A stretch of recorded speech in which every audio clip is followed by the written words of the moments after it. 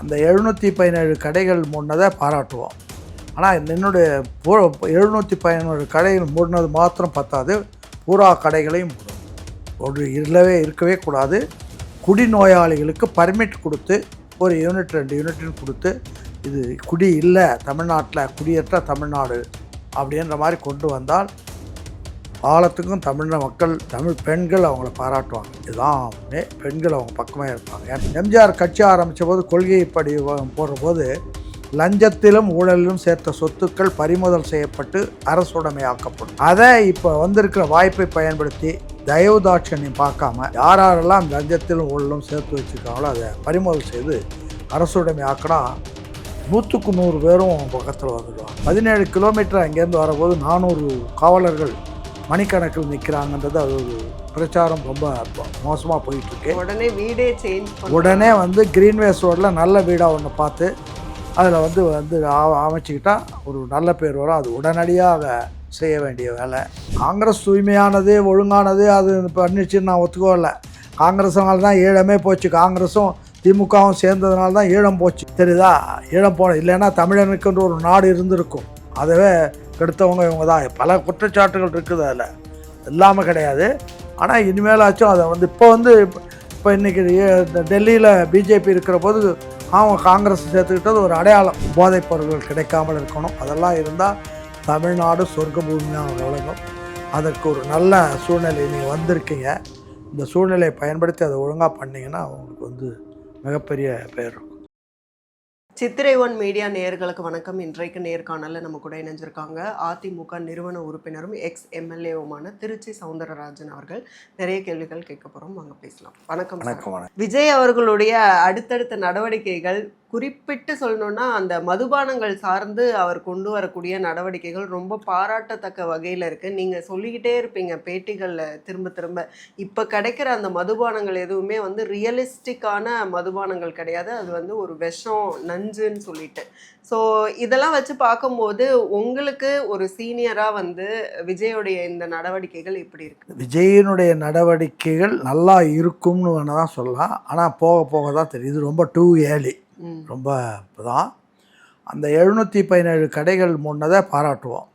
ஆனால் என்னுடைய 717 கடைகள் மூடினது மாத்திரம் பத்தாது, பூரா கடைகளையும் மூடும். ஒரு இருக்கவே கூடாது. குடிநோயாளிகளுக்கு பர்மிட் கொடுத்து ஒரு யூனிட் 2 யூனிட்னு கொடுத்து, இது குடி இல்லை தமிழ்நாட்டில், குடியேற்ற தமிழ்நாடு அப்படின்ற மாதிரி கொண்டு வந்தால் காலத்துக்கும் தமிழ் மக்கள், தமிழ் பெண்கள் அவங்கள பாராட்டுவாங்க. இதுதான் பெண்கள் அவங்க பக்கமாக இருப்பாங்க. ஏன்டா இந்த குடியினால் ஆண்கள் உடல் நலத்துக்கிடுறாங்க, பெண்கள் வாழ்க்கையை கெடுத்துக்கிறாங்க. அதனால் சமுதாயமே கெட்டு போகுதுன்றதை தீவிரமாக யோசனை பண்ண வேண்டிய விஷயம். அண்ணாவினுடைய கொள்கைப்படி பார்த்திங்கன்னா 49லே அவர் நல்ல தம்பின்னு ஒரு படம் என்எஸ் கிருஷ்ணன் டிஏ மதுரை நடத்தி, அதில் வந்து குடியை எதிர்த்து ஒரு நாடகம், சின்ன நாடகமே அதில் போடுவாங்க. குடிச்சு பழகணும், நல்லா குடிச்சு பழகணும், நிராகாரத்தை குடிச்சு பழகணும், பனைமரப்பால் பட்ட பிராந்தி பக்கம் போனால் எடுக்கிற வாந்தின்ற மாதிரி இதை பற்றி நல்லா ஒரு நகைச்சுவையான நாடகம் ஒன்று போடுவாங்க. அதில் அண்ணா தீவிரமாக தான் இருந்தார். அதே மாதிரி கடைசியில் கூட அவர் முதலமைச்சரானதும் சட்டமன்றத்தில் கருத்தெருமன் கேட்குற போது மதுவிலக்கில் உங்கள் கொள்கை என்னான்னு கேட்குற போது, இந்த அரசாங்கம் பிச்சை எடுத்து நடத்துகின்ற நிலைமை வந்தாலும், அதான் அந்த வார்த்தையை தான் கவனிக்கணும். ஒன்றுமே இல்லை, ட்ரைன் ஆயிடுச்சு, வேறு வழி இல்லை, சாராயம் விற்றா தான் காசு அப்படின்ற நிலைமை வந்தாலும், பிச்சை எடுக்கிற நிலைமை வந்தாலும் நான் மதுவிலக்கை ரத்து செய்ய மாட்டேன். அதனுடைய கொடுமை எனக்கு தெரியும். குடும்பங்கள் சிதைந்து போகும். இதை வேத வாக்காக வச்சுக்கிட்டு பண்ணாருன்னா அவருக்கு வந்து மிகப்பெரிய புகழினுடைய எல்லைக்கே போயிட முடியும். காரணம், இந்த சமுதாயத்தை காப்பாற்றினார் அப்படின்ற பெருமை காலாகாலத்துக்கும் இருக்கும். அது தீவிரமாக செய்யணும். 700 கடையை மூடினேன், 600 கடை, இந்த கடையை மூடினதும் அடுத்த கடைக்கு போகிறான். அதனால் கிடைக்குது அப்படின்னு சொல்லிட்டு போவான். அதனால் அது இல்லாமல் பார்த்துக்கிறது வரைக்கும் அது அவசியம். அதை அவர் செய்யணுன்றது ஒன்று. ரெண்டாவது, இந்த நாடு இப்போ வந்து காமராஜர் அண்ணாவுக்கு பிறகு இந்த நாட்டில் மெல்ல மெல்ல மெல்ல மெல்ல லஞ்சமும் ஊழலும் கொள்ளையும் இதெல்லாம் பெருகியே வந்துச்சு. அதனால தான் இப்போ எம்ஜிஆர் கட்சி ஆரம்பித்த போது கொள்கைப்படி போடுற போது லஞ்சத்திலும் ஊழலிலும் சேர்த்த சொத்துக்கள் பறிமுதல் செய்யப்பட்டு அரசுடைமையாக்கப்படும்னார். அதை இப்போ வந்திருக்கிற வாய்ப்பை பயன்படுத்தி தயவு தாட்சண்யம் பார்க்காம யாரெல்லாம் லஞ்சத்திலும் ஊழலும் சேர்த்து வச்சுருக்காங்களோ அதை பறிமுதல் செய்து அரசுடைமை ஆக்கினா 100க்கு 100 பேரும் பக்கத்தில் வந்துடுவாங்க. இதுதான். மூணாவதாக ஒரு லேண்ட் சீலிங்கிறது ஒரு மிகப்பெரிய விஷயம். நில உச்சவரம்புன்றது அது வந்துகிட்டு இருந்தது. ஒரு கட்டத்தில் காமராஜர் காலத்தில் அது வந்தபோது கூட கொஞ்சம் சரியாக இல்லைன்றதுக்காக அன்றைக்கு மாயவரத்தில் ஒரு எம்எல்ஏ இருந்தார், நாராயணசாமி நாயுடு. அப்போல்லாம் எம்எல்ஏக்கள் வந்து அரசாங்கத்தை கிரிட்டிசைஸ் பண்ணுவாங்க, ஆளுங்கட்சியாக இருந்தால் கூட கிரிட்டிசைஸ் பண்ணுவாங்க. கிரிட்டிசைஸ் பண்ணுறப்போ அவர் சொல்கிறார், இது வந்து நம்ம வந்து லேண்ட் சீலிங்கை வந்து லக்னோவில் தீர்மானம் போட்டோம், லாகூரில் போட்டோம், இங்கே போட்டோம், ஒரு அழகான சட்டம் வரும்னு நான் பார்த்தேன். ஆனால் இது வந்து ஆணாகவும் இல்லாமல் பெண்ணாகவும் இல்லாமல் மகோதரமாக வந்து விழுந்திருக்குதுன்னு. அதாவது ரூலிங் பார்ட்டியில் இருந்துக்கிட்டே அதை கிரிட்டிசைஸ் பண்ணாங்க. அதனால் அந்த சட்டத்தை நான் என்ன சொல்கிறேன்னா, இப்போ அவங்கவுங்க சாதாரணமாக ஒரு 2 வருஷம் மந்திரியாக இருந்தவங்கலாம் 1000 ஏக்கர் 2000 ஏக்கர் வாங்கி வச்சுருக்கான். முதல்ல பல்வேறு பெயர்களில் வச்சுருக்காங்க. நிறையா நேரில் வந்து இப்போ தமிழ்நாட்டில் இருக்கிற பாதி பேரில் வேறு நிறையா இருக்கா. தமிழ்நாட்டில் பாதி லேண்டு கடந்த காலத்தில் அமைச்சர்கள்கிட்ட தான் இருக்குது. அதையெல்லாம் பறிமுதல் பண்ணி இல்லாதவங்களுக்கு வந்து லேண்ட்லெஸ் உழைப்பாளிகள் கையில் அது கொடுத்தா அந்த நாடு ரொம்ப சுபிட்சமாக இருக்கும். இதெல்லாம் தீவிரமான திட்டங்கள். இந்த நடையில் போடுற போது ஊழலற்ற ஆளுங்களை வச்சுக்கணும். ஊழலுக்கு வந்து காம்ப்ரமைஸை தயவு தாட்சியம் பார்க்குற கேரக்டர் வரக்கூடாது. அப்படி இருந்தால்தான் வந்து ஒரு சிறப்பான ஆட்சியை நடத்த முடியும். அதை வந்து பெரியார் என்ன சொல்கிறாருன்னா, நான் பெரியாரை வச்சுக்கிட்டு இருக்கார் இதோ பிரின்சிபலாக. பெரியார் என்ன சொல்கிறாருன்னா, இன்றைக்கு ஆட்சியில் இருப்பவர்கள் அல்லது நாளைக்கு ஆட்சிக்கு வரக்கூடியவர்களில் குறிப்பாக ஒருவரை குறை கூறினால் நமக்கு வரவேண்டிய நன்மைகள் வராமல் போய்விடும் என்றோ அல்லது அவர்களால் தீங்கு நேரிடும் என்றோ அஞ்சி ஊமையாய் காலம் கழிக்கும் அறிஞர்களே மிகுதி. அறிஞர்கள் அயோக்கியர்களே மிகுதின்றதுக்காக ஒரு கிண்டலாக அதை சொல்கிறார். சொல்லிட்டு ஏற்கனவே ஆட்சியாளர்களால் நன்மை பெற்று விட்டதனால் நன்றி கடனாக ஆட்சியாளர்கள் என்ன செய்தாலும் கண்ணை மூடிக்கொள்ளும் கவோதிகளும் உண்டு.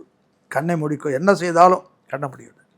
ஆனால் இப்போ தான் பெரியார் சொல்கிறார், எதையும் எதிர்பார்க்காமல் எதற்கும் அஞ்சாமல் மொழிக்கும் இனத்துக்கும் நாட்டுக்கும் கேடு சூழ்பவர்கள் யாராக இருந்தாலும் பூசி மெழுகாமல் தயவுதாட்சண்யம் பார்க்காமல் வெளிப்படையாக பெயர் சொல்லி எடுத்துரைக்கும் வியக்கத்தக்க துணிச்சல் கொண்ட பேராண்மை வேண்டும். இது பெரியார் சொல்கிறாரு. இதை நடைமுறைப்படுத்துறதுக்கு அண்ணா என்ன சொல்கிறாருன்னா, நம்மளை பார்த்து நமக்கென்ன என்று கூறும், இதெல்லாம் இப்படி அநியாயம் நடக்குதுன்னு கேட்டால் பல பேர் நமக்கென்ன என்று கூறும் சுயநலமைகளும், நம்மால் ஆகுமா என்று பேசும் தொடை நடுங்கிகளும், ஏன் வீண்வன்பு என்று சொல்லும் கோழைகளும், எனக்கு இது பிடிக்கவில்லை என்று மிடுக்காக கூறும் கோடாரிகளும் தமிழகத்தில் உழவ காண்கிறோம். அது இல்லாமல் போனால் தான் தமிழ்நாடு உருப்படும் அப்படின்றார். அதனால் இதையெல்லாம் அரசு பொறுப்பில் உட்கார்ந்துருக்கிற வந்து செய்யணும். மூன்றாவதாக நான் சொல்ல வர்றது, 17 கிலோமீட்டர் அங்கேருந்து வரபோது 400 காவலர்கள் மணிக்கணக்கில் நிற்கிறாங்கன்றது அது ஒரு பிரச்சாரம் ரொம்ப மோசமாக போயிட்டுருக்கு. உடனே வீடே சேஞ்ச் உடனே வந்து கிரீன்வேஸ் ரோடில் நல்ல வீடாக ஒன்று பார்த்து அதில் வந்து அமைச்சிக்கிட்டால் ஒரு நல்ல பேர் வரும். அது உடனடியாக செய்ய வேண்டிய வேலை. அதனால் அதே மாதிரி இப்போ வந்து மோடி வந்து எது எப்படின்னு தெரியல, அவருக்குள்ளே அந்த கான்மாயெல்லாம் நிறுத்திட்டு 2 வண்டியோடு போக ஆரம்பித்தார். அதோ எளிமையில் வாழ்கிறாருன்னு காட்டுறதுக்காக.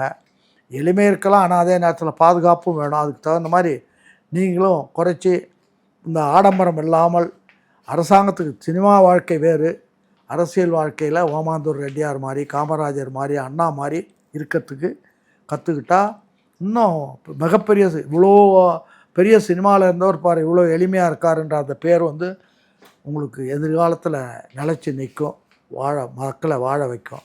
இதெல்லாம் கவனத்தில் வச்சுட்டு செய்யணும். செய்கிற போது முதல்ல கடந்த காலத்தில் கொள்ளையடித்ததெல்லாம் பிடுங்குங்க, தயவுதாட்சியம்லாம் வாங்கி அதை அரசுடைமை ஆக்குங்க. அது எம்ஜிஆருடைய கொள்கை. எம்ஜிஆர் வந்து சொன்னது அது. இது லஞ்சத்திலும் ஊழலும் சேர்த்த சொத்துக்கள் பறிமுதல் செய்யப்பட்டு அரசுடைமை ஆக்கப்படும்னாரு. டெல்லிக்கு நீங்கள் பயப்படாதீங்க. டெல்லிக்கு பற்றி எம்ஜிஆர் என்ன சொல்கிறாருன்னா, கட்டுண்டு வாழோம், பிரிவினை நாடோம், சமநிலையில் இணைவோம் அப்படின்னாரு. அந்த மாதிரி வாங்க. ஆனால் உங்களை ஆரம்பத்தில் நீங்கள் காங்கிரஸை சேர்த்துக்கிட்ட போதே நீங்கள் பிஜேபி எப்படி எந்த கண்ணோட்டத்தில் நீங்கள் இருக்கீங்கன்னு நாங்கள் பார்க்க முடியுது. ஏன்னா ஆனா காங்கிரஸை சேர்த்துக்கிட்டதே வந்து என்ன விமர்சனம்னா வாரிசு அரசியலுக்கு எதிராக பேசிட்டு அது காங்கிரஸ் எப்படி கூட அது அப்புறமா காங்கிரஸ் சேர்த்து கொள்கை அளவில் பிஜேபிக்கு இது எதிரானது. காங்கிரஸ் தூய்மையானது ஒழுங்கானது அது பண்ணிச்சுன்னு நான் ஒத்துக்கோல. காங்கிரஸ்னால தான் ஈழமே போச்சு. காங்கிரஸும் திமுகவும் சேர்ந்ததுனால தான் ஈழம் போச்சு. தெரியுதா?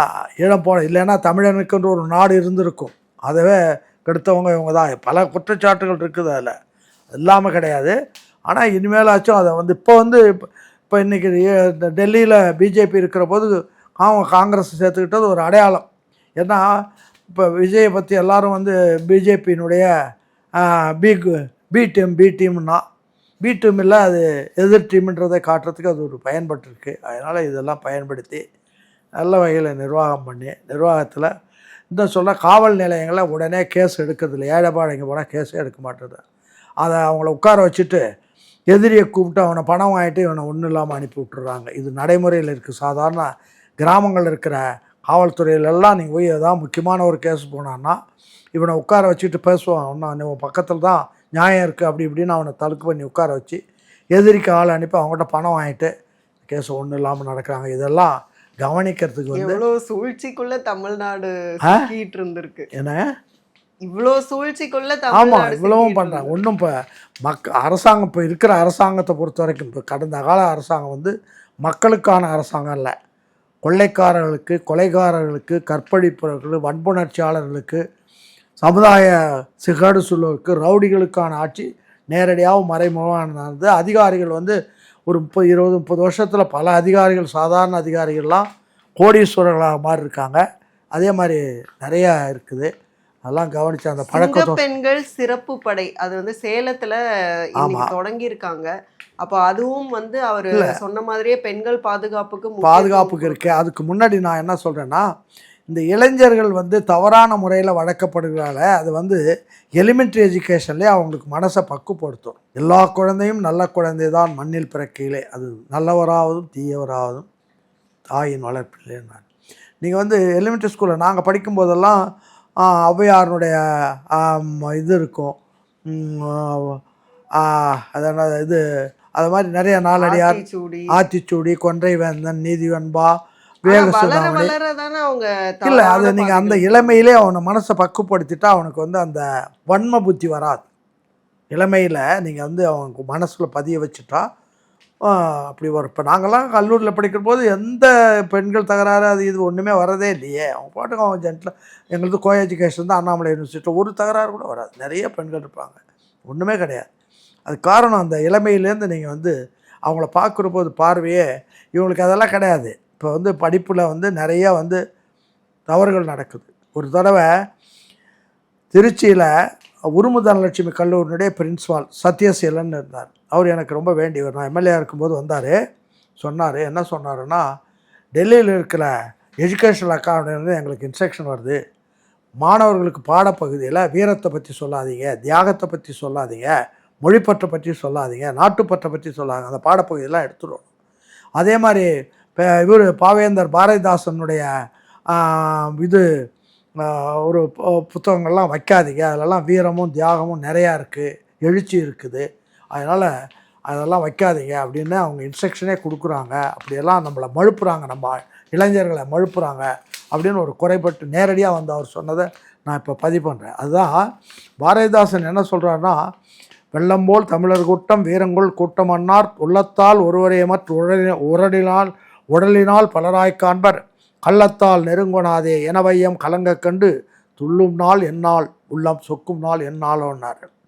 அடுத்த வரியில், வீழ்ச்சியூறு தமிழகத்தில் எழுச்சி வேண்டும், விசை ஒடிந்த தேகத்தில் வன்மை வேண்டும், சூழ்ச்சிதனை வஞ்சகத்தை பொறாமை தன்னை தொகையாக எதிர்நிறுத்தி தூள் தூளாக்கும் காட்சிந்தை மரச்செயல்கள் மிகவும் வேண்டும், கடல் போல செந்தமலை பெருக்க வேண்டும். இதெல்லாம் பாரதிதாசெல்லாம் மறந்துட்டாங்க. இப்போ காரணம் அந்த பகுதியெல்லாம் எடுத்துட்டாங்க. இதெல்லாம் வந்து திரும்பவும் கொண்டு வந்தால் தமிழ்நாடு, தமிழ் இளைஞர்கள் நல்ல வீரமிக்க இளைஞர்களாக, தியாகமிக்க இளைஞர்களாக, நேர்மையான இளைஞர்களாக அவர்களை வளர்க்க முடியும். நீங்கள் சட்டத்தால் மட்டும் அதை முடியாது, அவங்கள பக்குவப்படுத்துறது முடியும் தான் பண்ண முடியும். அவங்க பக்குவப்படுத்துறதுக்கு தமிழ் மொழியில் உள்ள இலக்கியங்கள் மற்றதை பயன்படுத்தணும். அவங்களுக்கு கிடைக்கிற கைக்கு எட்டுற தூரத்தில் கிடைக்கிற மது கிடைக்காமல், போதைப் பொருட்கள் கிடைக்காமல் இருக்கணும். அதெல்லாம் இருந்தால் தமிழ்நாடு சொர்க்க பூமியாக விளங்கும். அதற்கு ஒரு நல்ல சூழ்நிலை நீங்கள் வந்திருக்கீங்க. இந்த சூழ்நிலையை பயன்படுத்தி அதை ஒழுங்காக பண்ணிங்கன்னா அவங்களுக்கு மிகப்பெரிய பெயர் இருக்கும்.